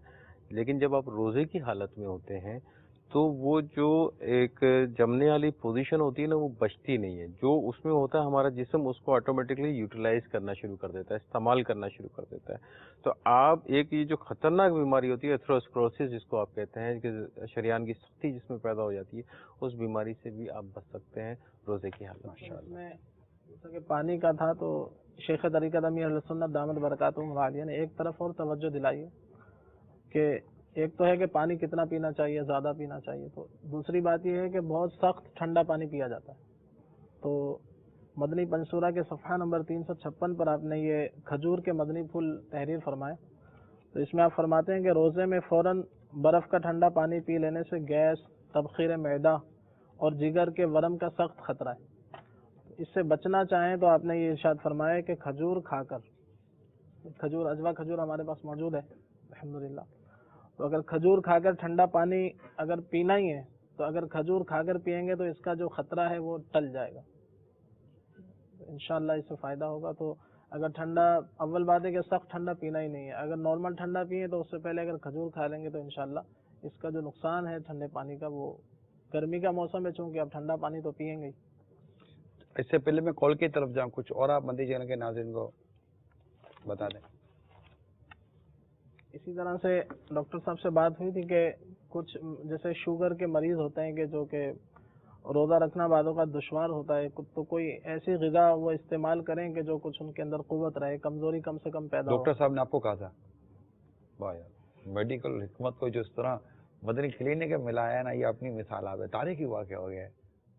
ڈاکٹر سلمان صاحب نے, یہ دعوت اسلامی کا فیضان ہے. یہ بھی اس میں یہ ہے کہ یا بعض ایسے لوگ ہیں کہ جو کمزور ہوتے ہیں اور روزہ رکھنا دشوار ہے, تو شوگر کے مریض اس طرح کے, تو وہ اگر روزانہ کھانے کے اندر اپنے سحری کے اندر اگر یہ جو کا دلیا ہے, ٹھیک ہے, اگر یہ جو کا دلیا, سحری کا مشورہ دے رہا ہوں, جی سحری کا مشورہ, تو اس میں یہ ہے کہ اگر یہ جو کا دلیا استعمال کیا جائے, ٹھیک ہے, اور نمبر 2 کہ بکرے کے گوشت کا یا مرغی کے گوشت کی، جس کی بھی چاہیں، یخنی جیسے ہلکا سا اس میں پیاز وغیرہ ڈال کر استعمال کیا جائے، اور بالخصوص یہ جو کا دلیا اگر اس کو استعمال کیا جائے تو انشاءاللہ عز و جل کمزوری بھی دور ہوگی، اور جو شوگر کے مریض ہیں اس طرح کے، تو ان کو دن بھر میں جو تھکن ہو جاتی ہے یعنی کمزوری محسوس ہوتی ہے تو کم سے کم انشاءاللہ ہوگی.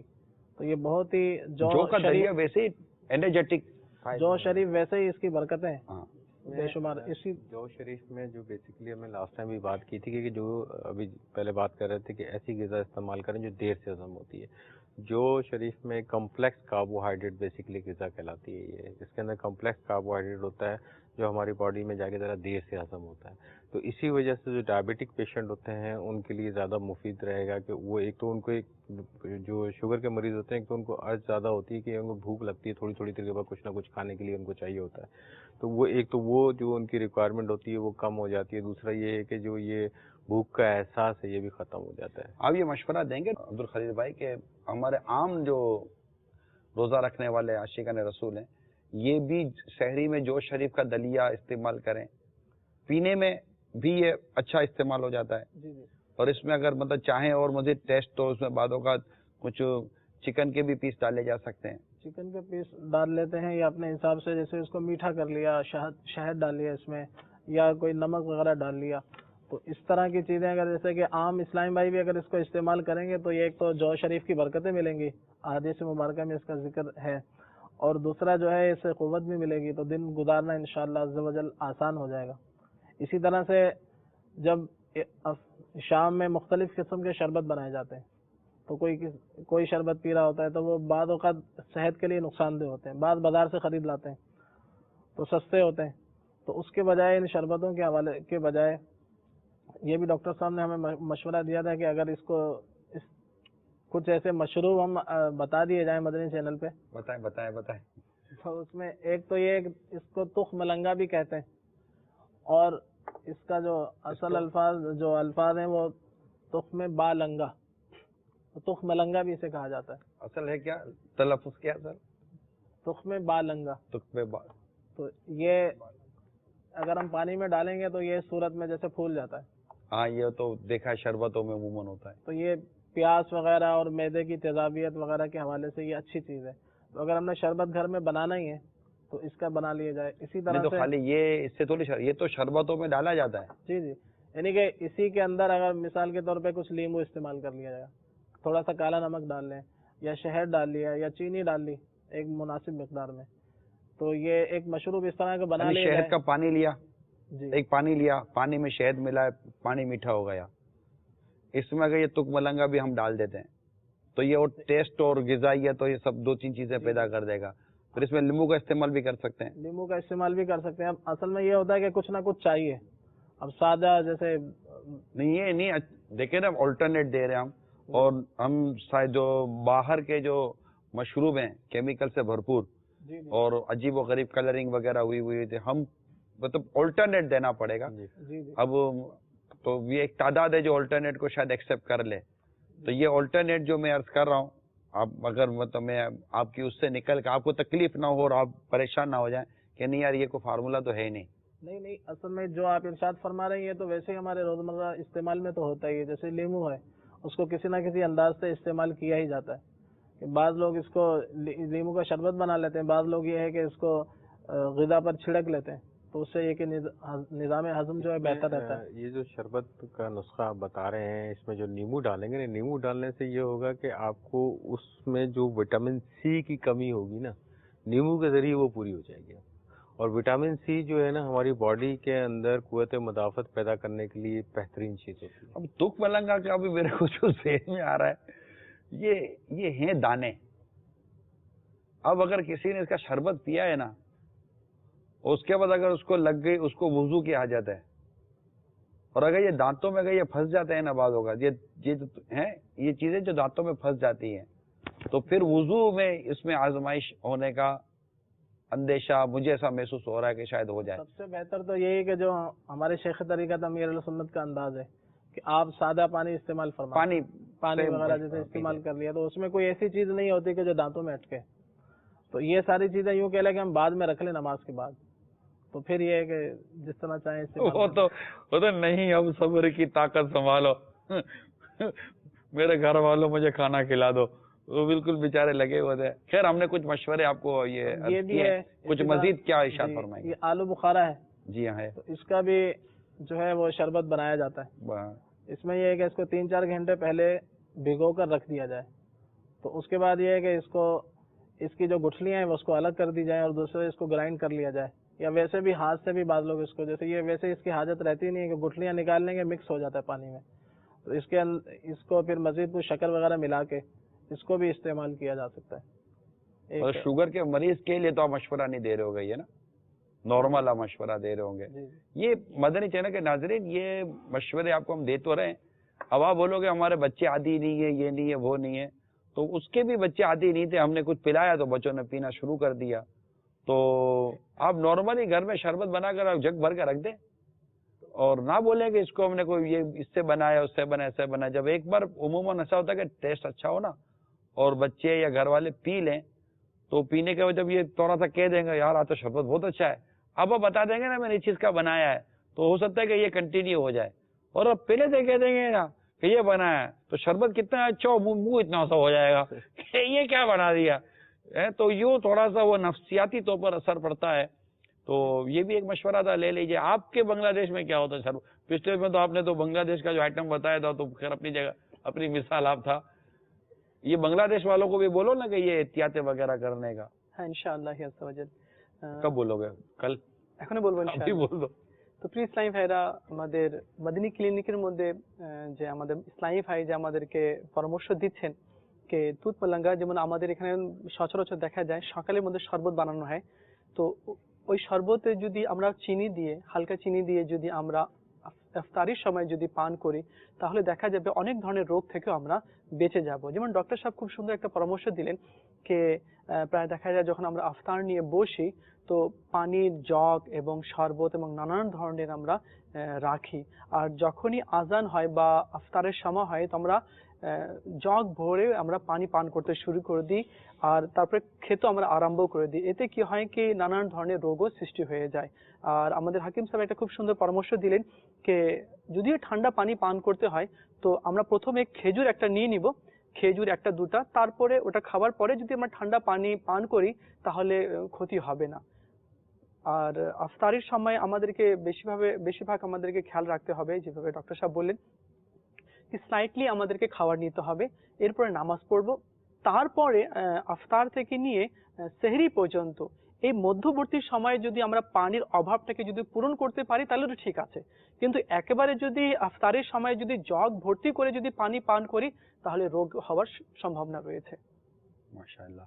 ये आपने जो अजवा खजूर के बारे में शायद फरमाया कि अगर ये पी लिया, पहले खजूर खा ली जाए, उसके बाद अगर कोई इस तरह का कोई बहुत तो ठंडा ना सही लेकिन यूं जो ठंडा पानी पिएंगे तो उसके वो साइड इफेक्ट जो दीगर इससे पहले के होने गए थे वो नहीं कम हो जाएंगे या नहीं होंगे जो आपने फरमाया. इस अजवा खजूर जरूरी है या खजूर? ये तो हमने जैसे बरकत के लिए रखी अच्छा, है. ये थोड़ा सा इश्काल था. कॉल चलाइए. मेरा नाम शहजादा जुल्करनैन है, मैं सऊदी अरब के शहर दमाम से बोल रहा हूँ और पाकिस्तान के हम तहसील शकरगढ़ के रहने वाले हैं. आपका ये जो प्रोग्राम रमजान के मतलब चल रहा है मेडिकल का जो क्लिनिक का, ये बहुत अच्छा है. और मदनी चैनल की तो क्या बात है भाई, जो एक बार सुन लेता है तो मदीना मदीना हो जाता है. हमें ये चैनल जो है ना इतना अच्छा लगा कि हम आगे भी अल्लाह पाक के हुक्म से 5 टाइम की नमाज पढ़ते थे, लेकिन ये मदनी चैनल एक ऐसा है कि बता नहीं सकते आपको कि ये इंसान को कैसे तब्दील करता है अगर इंसान हो तो हमारी इल्तिजा है कि बाबा जी को भी अल्लाह पाक लंबी और सेहत अता फरमाए, और ये शुरा जितने भी हैं जो दीन की खिदमत कर रहे हैं इनको भी हमारे सर के ऊपर साया कायम दायम रखे. और हमारा खसूसी हमारे लिए दुआ की इल्तिजा करना माह रमजान की मुबारक हो और अल्लाह पाक पूरे रमजान के रोजे रखने की तौफीक दे, और हर मुसलमान को इस बाबरकत महीने में अल्लाह पाक की जात रहम और करम से अनाम और हजूर अक़दस हजरत मोहम्मद सल्लल्लाहु अलैहि वसल्लम की शफाअत हासिल फरमाए. और हमारा सलाम बोलना शुर ये अपने मेडिकल में जितने भी हैं, शुरा बात कर रहे हैं, डॉक्टर बात कर रहे हैं और वो हिकमत वाला है, उन सबको हमारा सलाम और रमजान मुबारक. फी अमानिल्लाह. अल्लाह पाक की जात इंशाअल्लाह अज़्ज़ा व जल्ल पूरे रमजान के रोजे रखने की तौफीक अता फरमाए। फी अमानिल्लाह, अस्सलामु अलैकुम व रहमतुल्लाहि व बरकातहू। वालेकुम अस्सलाम व रहमतुल्लाहि व बरकातहू। बड़ी फराखी के साथ आपने हौसला अफजाई की। अल्लाह ताला आपको इसका अजर अता फरमाए और आपकी दुनिया और आखिरत की परेशानियों पर अल्लाह ताला रहमत की नज़र फरमाए और मदनी चैनल को अल्लाह ताला वाकई नज़र बद से बचाए। इसने जिस तरह दुनिया में मदनी इनकलाब बर्पा किया हुआ है, यानी आप हो सकता है कि आप 2-4 फैमिलीज के अहवाल को जानते हो, लेकिन जो मेरा जितना सफ़र हुआ है पिछले दिनों में भी और मदनी चैनल के बाद जो सफ़र हुए हैं, मैं आपको बता नहीं सकता कि मदनी चैनल ने दुनिया में क्या क्या मदनी इनकलाब बर्पा किए हुए हैं। नीयत देखे बांग्लादेश, मदनी चैनल खुलने के बाद बांग्लादेश आना नहीं हुआ ना, इससे पहले 3 दफ़ा मेरी हाज़िरी हुई है बांग्लादेश में, लेकिन मदनी चैनल के बाद शायद हाज़िरी नहीं हुई है। अभी इस्लामी भाई ने अभी आपका जो बांग्ला चैनल जो आया है उससे क्या असरात? बाहरी कॉल बहुत सारे आ रहे हैं। इस्लामी भाई फरमा रहे थे, बता रहे थे, कॉल दिए थे, उन्होंने कहा कि एक होटल है, होटल में अमूमन हमारे गांव में उस तरफ के वो टीवी लगा देते हैं, टीवी और फिल्में ड्रामे चलता है, तो लोग आकर वो ड्रामे देखते हैं और गाने सुनते हैं, भीड़ लग जाता है, तो इसी तरह उनका वक्त गुजरता है 2 घंटा 3 घंटा। तो एक इस्लामी भाई, हमारे मुबल्लिग इस्लामी भाई, उन्होंने इंफरादी कोशिश की और कहा आपको मालूम नहीं बांग्ला मदीनी चलना शुरू हो गया है? और ये बहुत अच्छे हुआ, अल्हम्दुलिल्लाह बातें होते हैं, आप अभी सर्च करें। तो उन्होंने हाथों हाथ सर्च किया, तो इस्लामी भाई बयान कर रहे थे, नाते मुस्तफ़ा हो रहा, तो उन्हें बहुत अच्छा लगा। तो वो इस्लामी भाई ने कहा कि अल्हम्दुलिल्लाह वो ऑन ही रखा, কারণ খুব ভালো লাগতেছে, খুব সুন্দর কথা হচ্ছে তো, আর আমি বুঝতে পারছি, हैं। तो वो इस्लामी भाई ने कहा कि मैंने उनको तरगीब दिलाई और आज 1 हफ्ता हो गया, उन्होंने कहा 1 हफ्ता हो गया, कहा कि और कोई चैनल लगता ही नहीं है और पता नहीं उनके अंदर तब्दीली आ रहा है, और कहा कि আমি একটা শখ করেছি, মানে मेरा एक तमन्ना है, एक अरमान है, मैं चाहता हूँ कि आप लोगों को लेकर मैं मस्जिद में ना इज्तिमाई मिलाद करूंगा, लोगों को खिलाऊंगा, बहुत अच्छा लग रहा है ये। तो कहा कि अल्हम्दुलिल्लाह अज़्ज़ा वजल कि ये मदनी चैनल बांग्ला आने के बाद उनके होटलों में सिर्फ मदनी चैनल ही चल रहा है। ये मदनी चैनल की एक आपने मदनी बहार सुनी है, आपका मदनी चैनल, इसकी कई खुसूसियात हैं। इनमें ये भी खुसूसियत है कि आपके इस मदनी चैनल में मौसीकी नहीं है, मौसीकी हराम है, म्यूज़िक। इसमें आपको बेपर्दगी औरत वगैरह का मामला नहीं मिलेगा, क्योंकि इस बहुत सारी इसमें बुराइयां हैं, खराफात हैं, बदनिगाहियों का इसमें जो कुछ है, मैं आपको क्या अर्ज कर सकता हूँ। डेफिनेटली आप समझ सकते हैं, जब आप भी किसी चले, अगर में से एक तादाद है, अगर मजहबी जहन, मजहबी वज़ाक़त या आपका इस तरह का कोई गेटअप नहीं भी है, लेकिन आप खुद देखेंगे कि जब एक मजहबी शख्स किसी गैर औरत को देखेगा तो आपको अजीब फील होगा कि यार ये कैसा मौलाना गैर औरत को देखता है। खाली मौलाना को नहीं, अजनबी मर्द और अजनबी औरत के जो अहकाम है देखने ना देखने के, वो सिर्फ मौलाना पर इम्प्लीमेंट नहीं होते, वो हर मुसलमान पर लागू पड़ते हैं कि उसको देखना चाहिए, अजनबी मर्द और औरतों का आपस में देखना करना। तो वो टीवी के जरिए ज़्यादा इसमें खराबियाँ पैदा होने के चांसेस हैं। तो जो टीवी पर आएगी वो जिस तरह तैयारी के साथ आएगी, वो उसको भी आप समझ सकते हैं, तो इसमें इम्कानात और बढ़ जाते हैं। तो ये बहुत फितने के दरवाजे हैं, बड़े फितने इसके अंदर, अजनबी औरतों और इनकी बेपर्दगियाँ, फिर मौसीकी, फिर जो कुछ हल्ला गुल्ला और तमाशे होने के जो चांसेस होते हैं, फिर इसमें जिस कदर रमज़ान मुबारक का तक़द्दुस पामाल करने के जो मामलात हो सकते हैं, इसका तो मतलब बयान ही क्या है। एक आम मुसलमान माह रमज़ान में कोशिश करता है कि मैं दीगर गुनाहों से बचूं, जो रमज़ान के अलावा वो क्या करता था। तो माह रमज़ान में तो सोच बनती है गुनाहों से बचने की।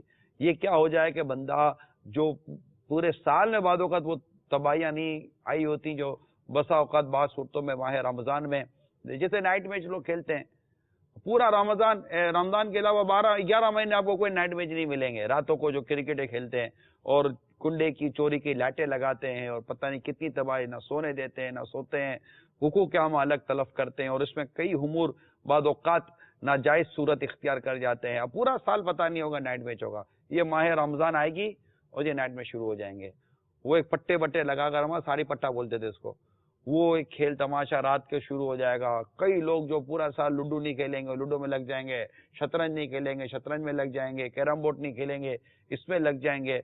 पता नहीं रमज़ान की रातें अजीब माहौल हो जाता है कि यानी जो पूरा साल जिन कामों में یا تو جزوی طور پر مبتلا ہوتے ہیں یا ہوتے ہی نہیں ہیں. وہ ماہ رمضان کی تو راتوں کو گویا کہ انہوں نے تفریح، فضولیات، گناہ اور گناہ برے انٹرٹینمنٹ کے نام پر انہوں نے گویا کہ رات گزارنے کا تہیہ کیا ہوا ہوتا ہے. اٹس کمپلیٹلی رانگ، یہ بالکل غلط ہے. رمضان کی راتیں عبادت کے لیے ہیں اور اس کے دن روزے کے لیے ہیں. اور عبادت کیا ہوتی ہے؟ اب یہ کیا اللہ کی رضا کے لیے جو کام کیا جاتا ہے وہ عبادت ہے، اور عبادت اللہ کے بتائے ہوئے احکام کے مطابق کی جائے گی. تو یہ مدنی چینل ہے آپ کا، جو پورا سال گناہوں سے بچاتا ہے. آپ کا یہ مدنی چینل آپ کو، اور ماہ رمضان میں تو یہ نہ صرف گناہوں سے بچاتا ہے بلکہ نیکیوں کے مواقع بڑھا دیتا ہے آپ کا مدنی چینل. اور اسپیشلی جب مناجات کا وقت آتا ہے، دعا کا وقت آتا ہے، جب ہزاروں لاکھوں مسلمان افطار کا وقت اللہ کے حضور دعا کرنے کے لیے تیار ہوتے ہیں کہ یہ قبولیت دعا کا وقت ہے، ہماری مغفرت ہو جائے گی، بیڑا پار ہو جائے گا، اس وقت آپ کو مدنی چینل گناہوں سے بچا کر، بد نگاہی سے بچا کر، موسیقی سے بچا کر، ایڈورٹائزمنٹ سے بچا کر آپ کے سامنے خالص ستن ایک ایسی مناجات افطار اور دعا کا سلسلہ لاتا ہے کہ جسے دیکھ کر لوگ روتے ہیں، اور ماشاءاللہ رونے کے رقت بھرے مناظر ہوتے ہیں، اور ماشاءاللہ لوگ خوف خدا سے رو رہے ہوتے ہیں اور اللہ کی یاد میں آنسو بہا رہے ہوتے ہیں. تو مدنی چینل ہے، یہ آپ کا اپنا چینل ہے اور یہ دعوت اسلامی کا ہی اپنا مدنی چینل ہے. اس کو دیکھیے اور اس کے دیکھنے کی دعوت جتنی عام کریں گے انشاءاللہ اس کے اندر دین کی، اسلام کی اور آپ خدمت کر گزریں گے اللہ نے چاہا تو. جیسے بنگلہ زبان کا بھی آیا یہ، اور ماشاءاللہ کئی مدنی بہاریں ہو سکتا ہے کہ آپ کو دیکھنے سننے کو ملتی ہوں گی. آج بھی مدنی بہار ہے جی. آج بھی اسلامی بھائی نے فون کیا اور کہا کہ ماشاءاللہ عز و جل نیک بننے کا جو نسخہ چل رہا ہے لائف، تو اس میں بہت سارے باتیں ایسے آ رہی ہیں کہ لوگ الحمدللہ جو اسلامی بھائی ہمارے ہیں جو محلے کے، وہ کہ اچھے سے نیت کر کے آ رہے ہیں، نماز مسجد میں بھی نظر آ رہے ہیں وہ، اور الحمدللہ وہ ہمارے طبیعت گاہوں میں آ رہے ہیں، مدنی قافلے کو بھی نیت کر رہے ہیں اور داڑھی کا بھی نیت کر رہے ہیں. میں کیا بتاؤں، بہت سارے. نہیں آپ بتاتے رہیے گا. مدنی چینل یہ مسجد و تحریک کا بڑا معاون ہے، یعنی یہ مسجد سے نکال کر کسی تفریح انٹرٹینمنٹ کے نام پر، بدنگاہی کے نام پر جمع نہیں کرتا مدنی چینل. مدنی چینل دیکھنے والا مسجد کا راستہ لیتا ہے اور مسجد جانا ہے، اللہ کا گھر آباد کرتا ہے مدنی چینل. اللہ تبارک و تعالی اس مدنی چینل کو نظر بد سے بچائے، شر اور فتنوں سے بچائے، اور بس اسے سلامت رکھے. کال چلائیے. السلام علیکم ورحمۃ اللہ وبرکاتہ. وعلیکم السلام ورحمۃ اللہ وبرکاتہ. میں محمد عمران اتاری بنگلہ دیش کے شہر سے عرض کر رہا ہوں. ابھی مدنی کلینک سلسلہ مدینہ بہت ہی پیارا سلسلہ ہے. مدنی کلینک سلسلہ میں میرا عرض ہے یہ رمضان میں آدمی جب روزہ رکھتا ہے، رکھنے کے بعد جو ہے افطار کا ٹائم جو تیل کا سامان استعمال کرتا ہے، اس میں جو ہے پیٹ میں بہت سمسیا ہوتا ہے. تیل کا استعمال سامان کا بیسی سے بیسی استعمال کرنے سے سمسیا دیکھا جاتا ہے، نہ کہ تھوڑا بہت بھی استعمال کرنے سے سمسیا دیکھا جاتا ہے. بڑے مہربانی رہنمائی فرما دیجیے کتنا استعمال کرنا چاہیے. السلام علیکم ورحمۃ اللہ وبرکاتہ. وعلیکم السلام ورحمۃ اللہ وبرکاتہ. یہ سمسیا کہہ رہے تھے نا، مسائل پیدا ہو جاتے ہیں، پرابلم. تیل کا استعمال کرنا. ہاں جی عرض کر رہے تھے کہ جب ہم پکاتے ہیں افطار کے لیے جو بنتا ہے، تو یہ کم تیل استعمال کریں گے یا زیادہ کریں گے؟ تو تیل کے استعمال کی اجازت دینی ہے ان کو، کم یا زیادہ جو بھی ہے. کیا کریں؟ ٹھیک ہے، چلو ڈاکٹر صاحب کے اوپر چھوڑتے ہیں. کال سنائیے. السلام علیکم. وعلیکم السلام ورحمۃ اللہ وبرکاتہ. عبد المنان بات کر رہا ہوں لندن سے. میرا ڈاکٹر صاحب سے کوشچن ہے کہ مجھے بڑی آنتری میں جو ہے وہ السر ہے اور اینل فیسٹولا بھی ہے. تو اس سلسلے میں مجھے دو چیزیں پوچھنی تھی کہ ایک تو روزہ رکھنے کے بارے میں، اور دوسرا کوئی ڈائٹ یا کوئی طبی ایڈوائس اس بیماری کا مطلب. جزاک اللہ. اللہ تعالیٰ آپ کو شفا عطا فرمائے. انشاءاللہ اس کا بھی جواب لیتے ہیں. ایک اور کال چلا دیں. السلام علیکم.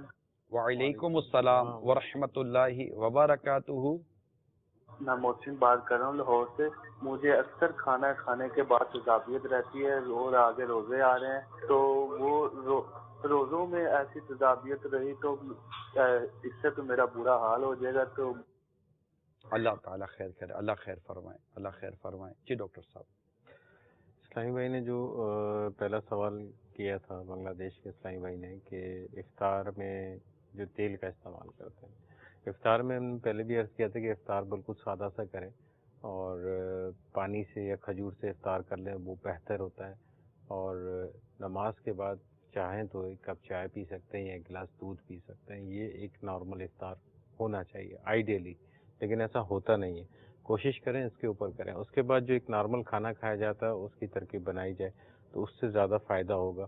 زیادہ پانی اگر ایک دم زیادہ استعمال, جیسے پہلے سوال پوچھا تھا, تو زیادہ پانی اگر بہت زیادہ استعمال کر لیتے ہیں تو اس میں پیٹ میں ایک تو گیس پیدا کرے گا کیونکہ خالی پیٹ پانی میں جائے گا, پلس وہ پیٹ میں تکلیف بھی پیدا کر سکتا ہے, درد بھی پیدا کر سکتا ہے. تو کوشش کریں کہ پانی کا استعمال ایک نارمل مقدار میں لیں, تھوڑا سا لیں, اور اس کے بعد نارمل سا کھانا وانا کھا کے اپنا افطار کی جا سکتی ہے. تلی ہوئی اشیاء کسی بھی صورت میں جو ہے افطار کے اندر خالی پیٹ میں احتیاط کرنا چاہیے, نہیں کھانا چاہیے. اس سے نقصان ہوتا ہے, فائدہ نہیں ہوتا. عموماً جو وہ مریض جن کو میدے کی پرابلم ہے, اب جیسے کالر کی کال بھی یہی ہے, اگر جیسے ڈائگنوسڈ ہیں, کو پتہ ہے کہ ان کو میدے کی مسئلہ ہے, تیزابیت بھی, السر بھی ہے, اور ان کو روزہ بھی رکھنا ہے, تو ان کی کیا ترکیب ہونی چاہیے؟ افطار سحری کے وقت دوا لے لیں یا افطار کے بعد دوا لے لیں؟ جیسے اب روزے میں ان کو تیزابیت کا مسئلہ ہے یا عام بھی ہے. آئیڈیلی تو جب یہ ایک نارمل ڈائٹ اگر لیتے ہیں, جو ایک کھانا کھانے کا ایک طریقہ ہم جو بیان کر رہے ہیں, اگر اس پہ عمل کریں گے تو انشاءاللہ ان کو یہ تیزابیت کی شکایت نہیں ہوگی انشاءاللہ سے. تیزابیت بیسیکلی کیوں پیدا ہوتی ہے؟ تیزابیت پیدا ہی اسی لیے ہوتی ہے کہ آپ اس قسم کی غذا لے رہے ہوتے ہیں جو آپ کے موافق نہیں ہوتی ہے, یا جو باڈی یوٹیلائز نہیں کر رہا ہوتا, اس کو ہضم نہیں کر رہا ہوتا, جس کی وجہ سے تیزابیت پیدا ہو رہی ہوتی ہے. اور تیزابیت ہوتی زیادہ تر کس چیز سے, یا تو آپ باہر کی چیزوں کا استعمال زیادہ کر رہے ہوتے ہیں, یا جنک فوڈ جن کو آپ کہتے ہیں ان کا استعمال کر رہے ہوتے ہیں. وہ مریض جو ڈائگنوسڈ ہیں اور دوا بھی کھا رہے ہیں اپنی تیزابیت کے لیے, وہ پھر اپنے مولد سے مشورہ کے ساتھ سحری اور افطار میں دوا کو ایڈجسٹ کر کے بالکل کیا جا سکتا ہے. کھانے میں پرہیز کرنے کے بجائے ہم دوا پر ڈیپینڈ کرنے کی کوشش کر رہے ہیں. یہ تو وہ صورت ہے نا کہ جب یہ ڈائگنوسڈ ہوئے ہوئے ہیں, جی ہاں, وہ پرہیز نہیں کر رہے. پرہیز کرنے اگر پرہیز کر لیں تو پھر انشاءاللہ عزوجل یہ دوا کی بھی ضرورت نہ پڑے. پانی کا جیسے آپ نے فرمایا کہ پانی زیادہ نہ لیا جائے, تو میں دیکھ رہا تھا مثال کے طور پر 7:10 پر آپ کا غروب آفتاب فور ایگزامپل ہو رہا ہے, اور آپ کا 4 بجकर مثال کے طور پر 4 بجے, 7 اور 4 لے لیتے ہیں, ایک موٹا حساب لے لیتے ہیں کہ 7 بجے آپ کا غروب 7 بجے آپ پانی پینا شروع کر رہے ہیں اور 4 بجے اب آپ کو پانی پینا بند کرنا ہے, تو کتنے گھنٹے ہو گئے؟ 9 گھنٹے. اب 9 گھنٹے آپ کے پاس ہیں پانی پینے کے. جی صحیح. ان 9 گھنٹوں میں پانی پینے کے لیے کیا ہم ان کو یہ ایڈوائز کر سکتے ہیں کہ 1 گھنٹے میں 1 گلاس پی لیں؟ بالکل, بلکہ کیونکہ اگر 9 گھنٹے 1.5 گلاس پی لیں, 1.5 گلاس پہ جا سکتے ہیں. ہم نے پچھلے سلسلے میں یہ ان کو مشورہ بھی دیا تھا کہ گرمیوں کے سلسلے میں ہم نے کہا تھا کہ ایک روٹین لیں کہ ہر 1 گھنٹے کے اندر 1 گلاس پانی پیے. اب جیسے کیونکہ باڈی کی ریکوائرمنٹ ہماری گرمیوں کے سیزن میں 12-14 گلاس بن جاتی ہے, جسم کی ضرورت جو ہماری بن جاتی ہے. اب وہ ضرورت آپ نے اسی ٹائم پیریڈ میں پورا کرنا ہے. اگر وہ 9 گھنٹے کے اندر اگر آپ 12 گلاس پی سکتے ہیں, اس کو ڈیوائڈ کر کے اپنے حساب سے اس کو استعمال کیا جا سکتا ہے. کیونکہ جو رات کو سوئیں گے تو ان کو بھی تو وہ گھنٹے مائنس ہو جائیں گے نا. ایگزیکٹلی. تو یہ دیکھ لیجئے کہ 9 گھنٹے ٹوٹل آپ کے پاس, کھانے پینے کا تو میں نہیں بولوں گا, پینے کے تو 9 گھنٹے آپ رکھ لیں, کھانے کے تو چند ہی گھنٹے ہوتے ہیں, اس کو آپ اسی میں رکھیں. اور اپنے ان گھنٹوں میں آپ اپنے پانی کو کہ کم از کم 10 سے 12 گلاس پانی آپ کے 9 گھنٹوں میں یوٹیلائز ہونا چاہیے, اور اس میں آپ کا سونا جاگنا وینا جو بھی ہے. اچھا, ایک دوسرا سوال جو السر کے حوالے سے تھا وہ بھی لندن سے جو آیا تھا, اور ان کو ایک فسٹولا کی بھی تکلیف ہے. ڈائٹ پیٹرن بھی چاہیے. اس میں ان کے لیے بہتر طریقہ یہ ہے کہ جو اپنی خاص کر جو کاربوہائیڈریٹ والی ڈائٹس ہیں ان کا, کمپلیکس کاربوہائیڈریٹ کی بات نہیں کر رہے, کاربوہائیڈریٹ یعنی کہ انچنا آٹا, اس کو آپ استعمال کریں, سبزیوں کا استعمال زیادہ کریں, فروٹس کا استعمال زیادہ کریں. کانسٹیپیشن نہیں ہو, قبض کی کیفیت نہیں ہونی چاہیے. ان کو قبض نہیں ہونا چاہیے, قبض ہوگا تو یہ جو فسٹولا ہے وہ پھر پرابلم ہوگی. تو ان کو اپنی ڈائٹ پیٹرن یعنی کہ پھر یہ ہے کہ آپ جو گوشت والی غذا ہیں ان پہ کنٹرول کرنا پڑے گا. پابندی نہیں ہے, کنٹرول کرنا پڑے گا. گوشت زیادہ مسالے والی زیادہ جو ہے آپ نے जो वेजिटेबल्स हैं इनके ऊपर आपने ध्यान देना होगा, उसका इस्तेमाल करेंगे आप।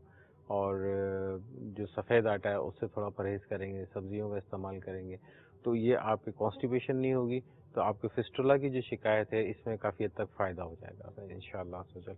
दूसरा जो अब्दुल खलील भाई, कोई ऐसा इलाज आपके जहन में है कि नॉर्मली जिनको अगर कब्ज़ होने की शिकायत, अभी जनरल जैसे कोई बैठे हुए मदनी चैनल पर, कब्ज़ होने की अगर कोई शिकायत है तो कोई ऐसा ट्रीटमेंट आपके जहन में है कि ये अगर यूज़ करे तो इनकी ये कब्ज़ की शिकायत में इनको इफाका हो? इसमें शेख तरीक़त अमीर अहले सुन्नत दामत बरकातुहुमुल आलिया की जो किताब है घरेलू इलाज, इसके सफ़ा नंबर 78 पर आपने तहरीर फरमाया कि अदरक जो होती है, अदरक, तो इसको अगर काट कर तकरीबन 2 ग्राम इसके ऊपर कोई नमक वगैरह छिड़क लें, जैसे काला नमक होता है या दूसरा नमक, तो इसको खा लिया जाए तो इंशाअल्लाह अज़्ज़ वजल, जैसे एक तो ये कि बादों को गैस होती है, कब्ज़ होती है, तो गैस में कब्ज़ में भी फ़ायदा होगा, और अगर बिलफर्द बादों की भूख मर जाती है और जितना खाना चाहिए उतना भी खा नहीं पाते, तो इन तीनों मामलात में इंशाअल्लाह अज़्ज़ वजल फ़ायदा होगा। नॉर्मल अदरक कितना कहा आपने? तकरीबन 2 ग्राम। 2 ग्राम 1 या 2 ग्राम। इसकी वो छोटी छोटी सी काशे बना लें? जी काशे बना लें। जी काशे बना लें छोटी छोटी सी, तो उसके ऊपर थोड़ा सा नमक छिड़क लिया जाए। और एक दूसरा ये भी है कि आपने इरशाद फरमाया कि जो हल्दी होती है ये भी घर में मिल जाती है। जी।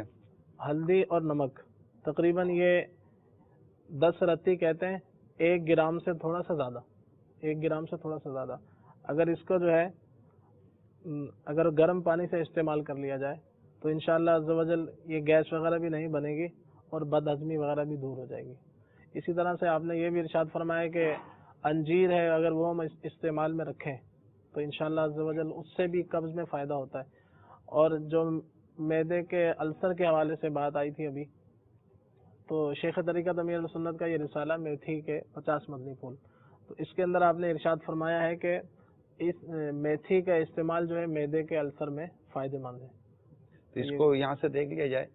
इसमें थोड़ा ये होगा कि अब जैसे इन्होंने अदरक का मशवरा दिया आपको, इन्होंने हल्दी का जो मशवरा दिया आपको, अब आपने ये ले तो लिया, अब बोले मैंने खाया फ़र्क तो पड़ा नहीं, तो इसको एक प्रोसेस में 2, 5, 6 दिन, हफ्ता भर, फिर अगर इसको प्रैक्टिस में कंटिन्यू रखेंगे, जैसे मेथी का है या ये जो आप कह रहे हैं, अगर इसको कंटिन्यू करेंगे तो वो अपनी वो फिर ये इफादियत देगा ना। जी ये कि ये 1-2 बार नहीं कर लिया तो भी फ़ायदा नहीं हुआ, अगर इसको मुस्तकिल इस्तेमाल किया जाए, जैसे कि हल्दी के बारे में तो शेख तरीक़त अमीर सुन्नत ने इरशाद फरमाया कि कुछ चुटकी भर अगर हल्दी हम रोज़ाना इस्तेमाल खाने में डाल दिया करें तो कैंसर से भी इंशाअल्लाह हिफाजत होगी।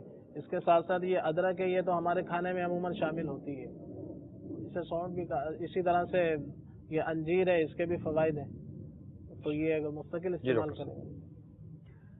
इसमें जो भी खलील भाई बयान कर रहे थे, इसके अंदर बात वहीं आती है कि कब्ज़ होती इन्हीं वजह से है कि आपका जो ग़िज़ा का पैटर्न है ना वो सही नहीं होता। एहतियातों के साथ ही ये फ़ायदे हमारी जो ग़िज़ा के अंदर है ये सारी चीज़ें उसमें बहुत कम हो गई हैं। हल्दी का इस्तेमाल बहुत कम है, अदरक का इस्तेमाल बहुत कम है, सब्जियों का इस्तेमाल बहुत कम है।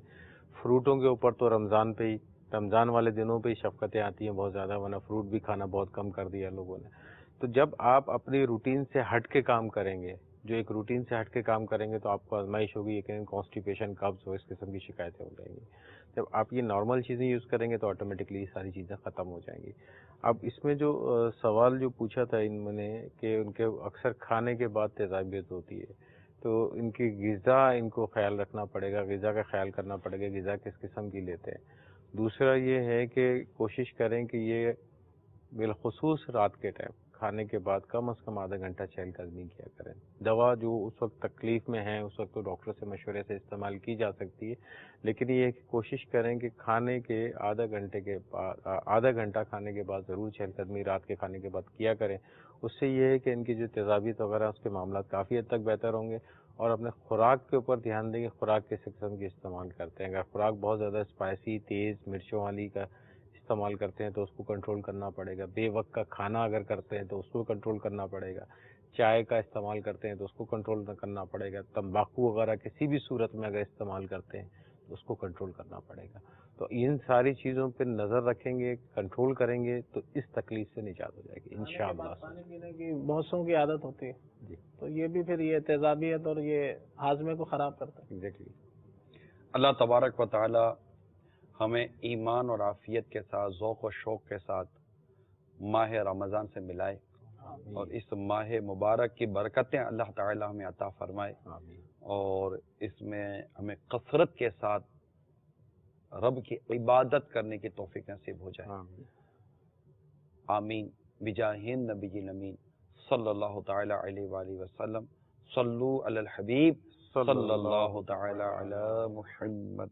جو ہے بیمار صحت کے طالب، ان پہ فرما کرم رب غالب، تجھ سے رحم و کرم کی دعا ہے یا خدا، تجھ سے میری دعا